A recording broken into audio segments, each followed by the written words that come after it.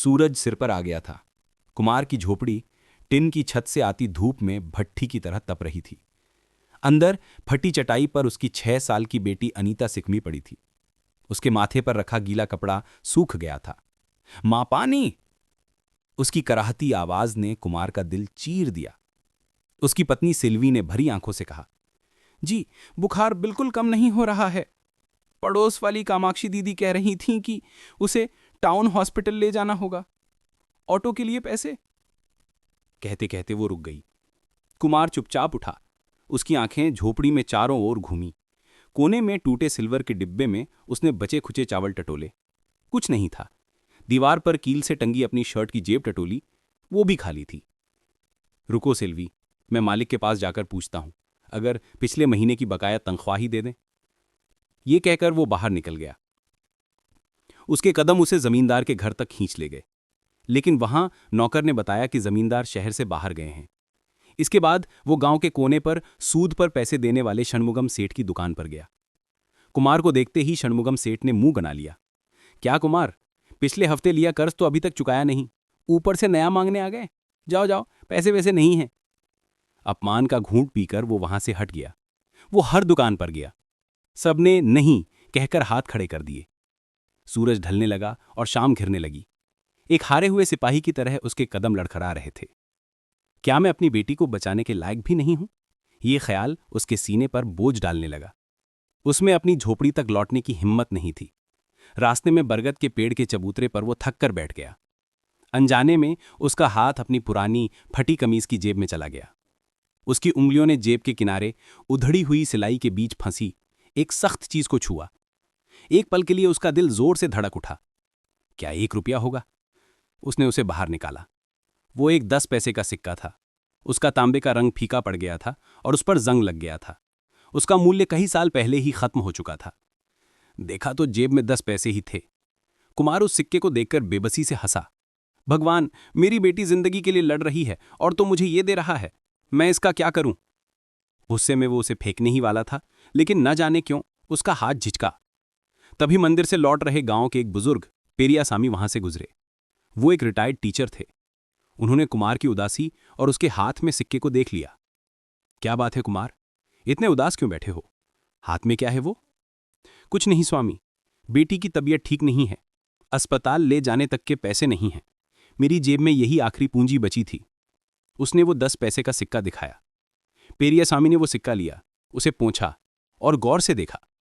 कुमार, हो सकता है कि उस सिक्के का आज कोई मोल ना हो, लेकिन सोच कर देखो, एक जमाने में इस 10 पैसे में एक टॉफी आ जाती थी, एक गिलास छाछ मिल जाती थी। इसका भी एक मोल था। कुमार ने नासमझी से उनकी तरफ देखा। लेकिन अब आज भी इसका एक मोल है। पेरियासामी ने कहा, यह मत सोचो कि सिर्फ पैसे का ही मोल होता है। तुम्हारी मेहनत का मोल है, तुम्हारे प्यार का मोल है। लेकिन अभी तुम हार मानकर बैठे हो। मैं क्या करूं स्वामी, कोई रास्ता नहीं दिख रहा। पेरियासामी ने कहा, टाउन हॉस्पिटल यहां से 5 किलोमीटर दूर है। सरकारी अस्पताल है, वहां इलाज मुफ्त में होता है। क्या तुम चल नहीं सकते? कुमार ने सिर उठाया। चल सकता हूं स्वामी, लेकिन क्या? क्या तुम अपनी बेटी को उठाकर 5 किलोमीटर नहीं चल सकते? मेरे पास एक पैसा भी नहीं है, यह सोचकर हार मान लेने से क्या तुम्हारी बेटी ठीक हो जाएगी? जानते हो ये 10 पैसा तुमसे क्या कह रहा है? क्या कह रहा है स्वामी? ये कह रहा है कि तुम्हारे पास कोशिश की आखिरी बूंद अभी बाकी है। मैंने सब ढूंढ लिया, मेरे पास कुछ नहीं है। जब तुमने ये सोचा, तब इस 10 पैसे ने कहा, मैं हूं, कहकर तुम्हारा ध्यान खींचा। ये पैसा नहीं है तुम्हार, ये उम्मीद है। पेरियासामी के शब्दों ने कुमार के अंदर एक नई हिम्मत भर दी। बात तो सही है, वो चल सकता है। इस 10 पैसे को संभाल कर रखो। ये तुम्हारी जेब का आखिरी पैसा नहीं है, ये तुम्हारी कोशिश का पहला पैसा है। निकलो, देर हो रही है। कुमार की आंखों में अचानक एक चमक आ गई। उसने उस 10 पैसे के सिक्के को कसकर अपनी मुट्ठी में भींच लिया। मैं जाकर आता हूं स्वामी। वो झोपड़ी की तरफ भागा। सेल्वी से कहा, अनीता को उठाओ। जी, पैसे मिले क्या? पैसों से भी बड़ी चीज मिली है, चलो। अनीता को उसने अपने कंधे पर लिटा लिया। सेल्वी हाथ में पानी की बोतल लेकर उसके पीछे पीछे चली। कुमार चल नहीं रहा था, वो दौड़ रहा था। 5 किलोमीटर का फासला। अंधेरा घिरने लगा था। पसीने से शरीर भीग गया। पैर दुखने लगे। कंधे पर अनीता का शरीर आग की तरह तप रहा था। जब भी वो थकने लगता, उसे अपनी जेब में रखे उस 10 पैसे का वजन याद आ जाता। यह आखिरी पैसा नहीं है, ये पहला पैसा है। हांफता हुआ, लड़खड़ाता हुआ वो टाउन हॉस्पिटल के दरवाजे पर आकर रुका। डॉक्टर, मेरी बच्ची को बचा लीजिए। अनीता को इमरजेंसी वार्ड में भर्ती कर लिया गया। कुमार और सेल्वी बाहर इंतजार करने लगे। 2 घंटे बाद नर्स बाहर आईं।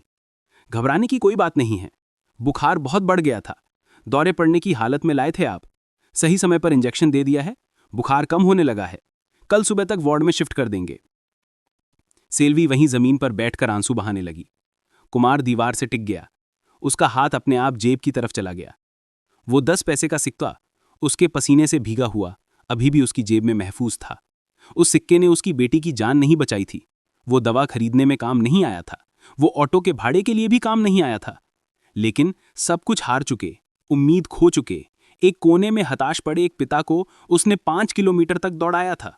उस 10 पैसे ने, पैसा ना होते हुए भी, उस दिन एक बहुत बड़ी ताकत बनकर उसकी मदद की थी। कुमार ने उस सिक्के को निकालकर देखा। अब वो उसे दुनिया का सबसे कीमती खजाना लग रहा था। देखा तो जेब में 10 पैसे ही थे, लेकिन उसी ने मेरी जिंदगी वापस दिलाई, उसने मन ही मन कहा।